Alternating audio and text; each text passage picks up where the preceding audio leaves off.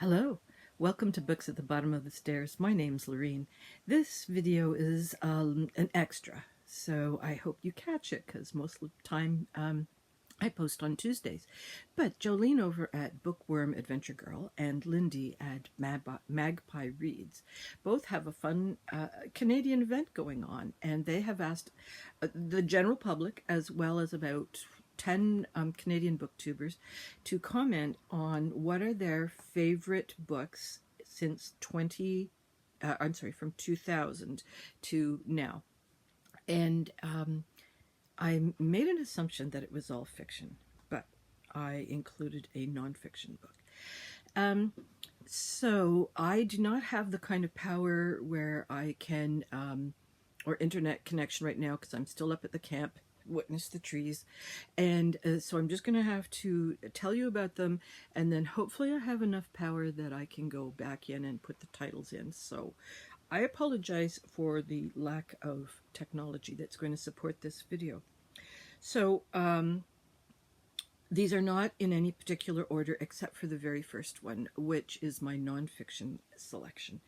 I have chosen An Inconvenient Indian by Thomas King, and this was published in 2012, and although it is nonfiction, Thomas King has a way of bringing a story to life. And what he has done is gone through, more or less since first contact, the urban myths, if you like, of the history that we as settlers get in schools or in our local communities and so forth. And because Thomas King straddles both borders, U.S. and Canadian, he has also brought into the story several events that have been twisted in the white history books. So he has got an incredible storytelling technique. But I listened to it both I listened to it as audio, and again, I don't have the technology in front of me. I can't tell you who the reader was, but they have got a way of hitting those sardonic, sarcastic, aren't people idiots voice so well that you could read the book and you would just never see the sort of tongue-in-cheekness that Thomas King brings to the story. That's not that it's not a serious matter, but his position, I think, is essentially that you have to be a little bit stoom to take the facts as they stand and create these insane stories. Now, they're generally stories that are along the lines of Indians who have massacred 200 white people when they weren't even in the vicinity. Or there was another massacre here, Indians conquering white people. So 9 times out of 10, I would say that those stories have been hugely exaggerated. We also get stories where settlers have come into an area and they have conquered such and such a tribe, when in fact that tribe is, historically not even present in that area. Or if they've got the right tribe, they've got the wrong spot where the Indians used the land. So that just wasn't a piece of land First Nations people used. So there's just all these kinds of crazy stories that he brings into a much more coherent present. And why am I bringing it forward? It has stuck with me. And one of the big things that sort of in the last 15 years, it has become more and more prevalent about how do we really discern which sources that we read for fact are in fact not fact. How the conqueror, the survivors write the story, and who holds the power, who holds the money, who's got the publishing company, like there's so many hidden agendas and some of them not even very hidden. There's just so many agendas in the presentation of the truth that it really, you do have to wait quite a while before you actually, get the truth. I I said that one of my dying wishes was to find out what really happened on 9/11, because I don't think we know the truth. And I'm not a conspiracist theory, although, tell me a good story and I'm like, oh yeah, that could be true. Um, but I do like my facts to support a story. And I just think that in the last 15, 20, like maybe even more, I don't know how far you have to go back to find out that people are just continually jerking us around with the truth. So, Thomas King, I think that he is like solidly committed to the truth as he understands it. And so I think that both his fiction and nonfiction are tremendous reads. And that one's my favorite of all of his. Okay, next, in no particular order of favoritism, I chose Lullabies for Little Criminals by Heather O'Neill, and this was published in 2006. And I believe I only came across it because it was on Canada Reads in the early days, and that's back when they were having books that were good, not just because they fit a niche trend or fad or whatever, as so many of the last couple of years have done. So we've got a young girl who's street adjacent, let's say. Dad is an addict and she is in and out of social care. And I believe it takes place in Montreal. It's been a long time since I read it. And I've done a lot of volunteer work with the Street Engaged, and it just rang so true. There were so many things that I really appreciated about this young girl's hazardous life that I think helps to create empathy and compassion for people who have less through no fault of their own. It's not bad, nasty people who have bad, nasty things happen to them. So she's quite a character. I really enjoyed her bravery and her tenacity, and she's stuck with me all these years. The next one I really enjoyed was The Sentimentalist by Johanna Skibsbrud. I got that wrong. Skibsrud. And it was published in 2009. And this is a really weird one. It's about some fella who has been brought over into I think it's World War II. He's a soldier. He's not very bright. And through his lack of general intelligence, but also his PTSD as it grows, he gets sort of waylaid by the enemy, and he and two of the enemy are just stumbling around, and we see the effects of war, PTSD, the insanity that people have to make under huge pressures. The insanity of decisions that have to be made. Sometimes they're not even really timed decisions, they're just knee-jerk reactions.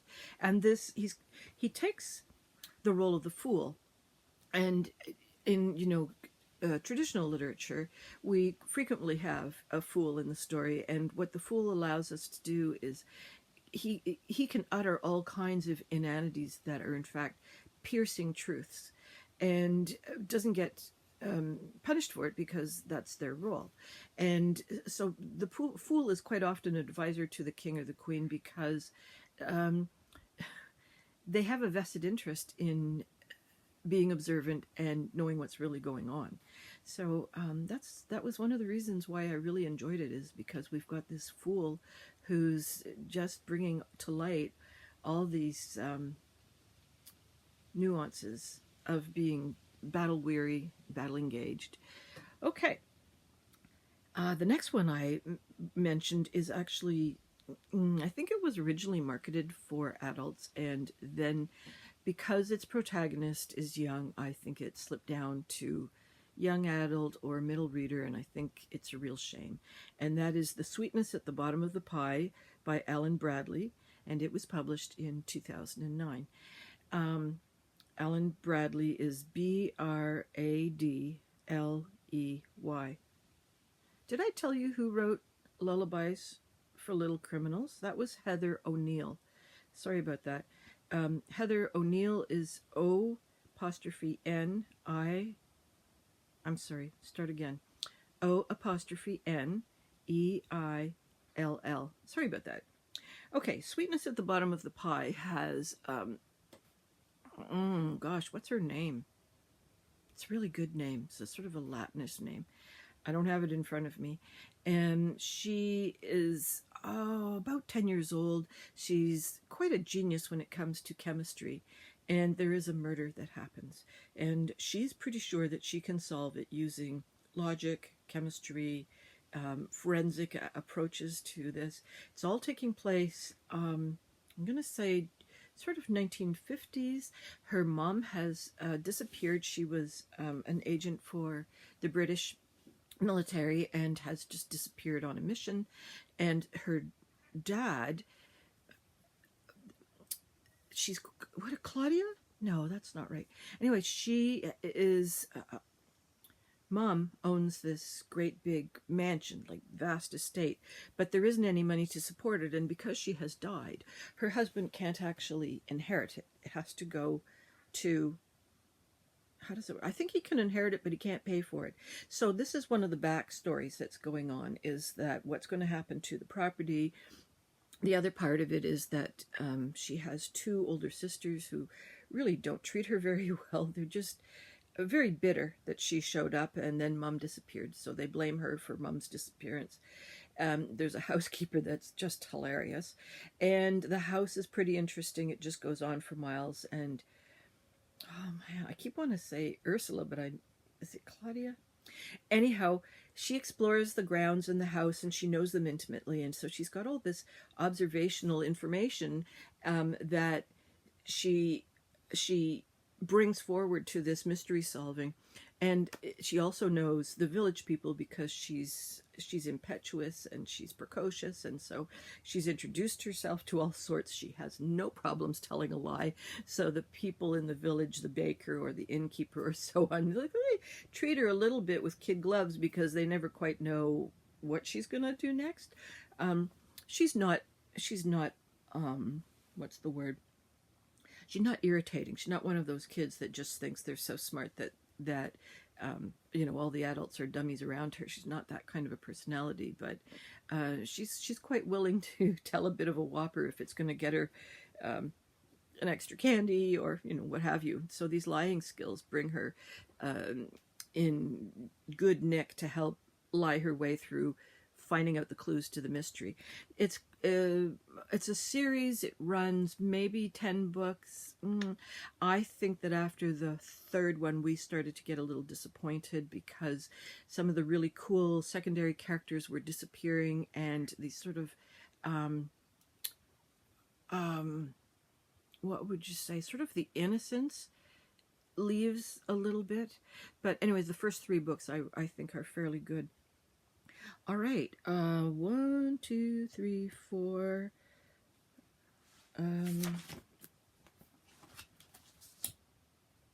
Five Little Indians by Laura Good, published in 2020. This one was a real head exploder. We've got, Good is just Good, Laura. We have got 5 children who have been taken to a residential school on an island on the coast of British Columbia. And so it's part of the residential scoop. And it's taking place kind of in the 60s, because when the kids are finally graduated enough to get away from the residential school, they're kind of 70s and 80s. I could be wrong about that. Anyhow, they're still part of the scoop. And when they are 16 and they age out, they're just put on a bus with a bunch of money and sent downtown Vancouver. And of course, they're not going to succeed because there isn't any group that is waiting to integrate them into community. Some of these kids have never been on a bus before. So we have 5. And of those 5, I read the book a bit differently. I felt it was a book of courage. I felt that there was, each of those children managed to survive in a way that made sense to them. And as they approached their freedom, because I think they were effectively not enslaved, but imprisoned, they had ways of surviving adulthood that for those of us who haven't encountered what they encountered, we would look like that's just a continuation of bad decision making. And my position was it's a continuation of survival mode, and there was not any kind of information given to them, any kind of support that would give them new information that would allow for better decision making. And I'm thinking of two in particular who, well, if you haven't read it, I don't want to tell you. There's two in particular who have really difficult challenges. Some of them adjust much better. And the two in particular, I think, came to very logical ends and decisions. And I think each in their way was pretty successful, tragically successful. And you define that differently for each of those two characters. So I thought that was a top drawer book. Okay. Now, Home to Wofield by Susan Juby. Susan Juby is SUSANJUBY. And Wofield in the title is spelled WOE Field. Wofield. It was published in 2011. Susan Juby, I think, got her start as a writer for young adults, and that's where I first encountered her anyhow. And I think it's one of the few books where I cried laughing.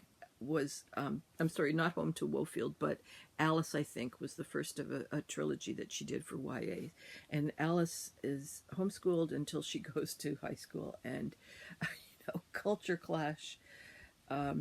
Anyways, it's not her best book, but it's certainly her funniest book. But Home to Wofield, we have got it's sort of semi-autobiographical. Certain things happen in the story that are parallel to Susan's life. And so the character has inherited a rundown farm somewhere in British Columbia. And with it, there are a couple of people that her uncle, who owned the farm, allowed to stay there. And they were pretty down and out people, not like drug engaged, but just like they just were not coping in society anymore. So they had found refuge in the uncle's farm. And so she comes along, and it's just a wreck. There's all sorts of things that need to be fixed and improved. And she's like, I'm never going to be able to sell this place if I don't, get the pump fixed, or if I have this chicken coop that's just a disaster, needs to be repaired or pulled down. So she's starting to make these repairs, and she's trying to engage with the people who live there, who some of them helped and some of them were more trouble than they seemed to be worth. And the main character, whose name I don't have, has come in as a fairly wounded individual as well. So what we've got is a found family, and we've got a found location, and we've got the healing of repairing the work around them, the buildings and the land, and then entering into the community because they've got to go buy groceries. And so, like, you're going to have to go get the groceries. I can't do everything. And so the fellow who's kind of agoraphobic goes to the community and has to deal with that. So each of them in their own ways manages to grow and expand. And I really enjoyed it. It's one of my favorite books. What is the thing that I do every couple of years? I don't know if I've included this one. Books that won't crush your soul. I should remember to include this one. I'm going to put a big star beside it. Because you read it, you enjoy it, it's lovely, there's hope, there's redemption, and it doesn't crush your soul. All right, the next one that I have is Quiet Night Think, and then a colon, Poems and Essays, and it's written by Gillian Tse. Gillian is Gillian, and Tse is Sze. And it was published in 2022. A dear friend of mine loaned it to me. She's going off to Montreal to do her master's of, I think she said it was creative writing, mostly in poetry. And so she loaned this to me, and what we have got is Gillian writes a number of poems and then follows through with an essay. It's about 80 pages. Now, Jillian is a much younger woman than I am. Like, she's writing it when she's in her, let's just say, pre-30s, and I'm reading it as a woman in my 60s. And even as a woman in my 30s and 40s, when I had young kids, it was just never my it was more, I was more in survival mode, and Jillian is much more in celebration mode, although she has her tribulations. So we kind of see her pre-pregnancy, during pregnancy, post-pregnancy, and then I believe the last piece is with her mom. But it's all in a fairly tight time of frame. And the essays are really interesting, and the poems are quite good too. And yeah, so my girlfriend and I, we had a really nice chat about it, and it's one of the few books where you're kind of you're when you do a book chat with other book club members, quite often we spend a lot of time talking about the plot, or if there was holes in the plot, or what the characters were doing, and why would a character do that logically. Like, but this was a book where we were really talking about what were the writers' truths and emotions and observations that we hadn't noticed. And both this friend and myself, we both kind of staggered through the first 10 years, and it was like, did that happen? And we're sort of patting each other on the back for having managed to stay standing, but both of us have got there's so much I don't remember. And so, lucky for Jillian, she remembers a lot, and I think that's because she is a poet, and probably was taking copious notes along the way and writing down scribbled bits and pieces, and so was able to bring out this richness that is not nostalgic, because she's not like me trying to look back on it. And my friend, who's 15 years younger, has tried to do some poetry and art from that period of time. And there's like too much time, and then trying to cut through the fog. There's a certain what would you say? There's a certain lack of authenticity to it. Anyways, that I really enjoyed that one. All right, was there another one? Where am I? Oh yes, well, okay. This is a personal friend, Jill MacLean, Maclean, and she wrote The 9 Lives of Travis Keating, Travis Keating, Keating, 2008. And this is a book that was written for older middle grade readers, young adult readers, and it takes place in Newfoundland. Travis Keating is the main character. He's been moved to one of the outports just outside of St. John's.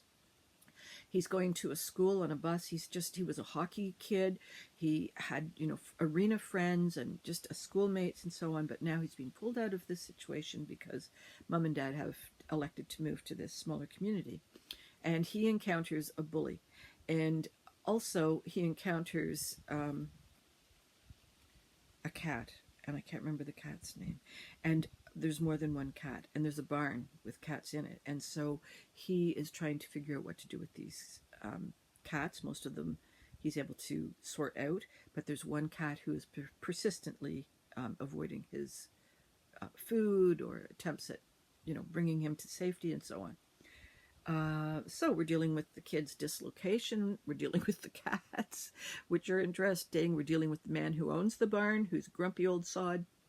We're dealing with the bully and a couple of classmates. And the other thing that's quite different for Travis is that everybody lives along the road. It's not, although there's a community, it's not necessarily the central hub of where the houses are. And so, he's got to deal with that. He's also more privileged than a lot of the kids he's coming into touch with. So I thought it was a very interesting book. I happen to know the author, and I think it's one of the best things she's ever done.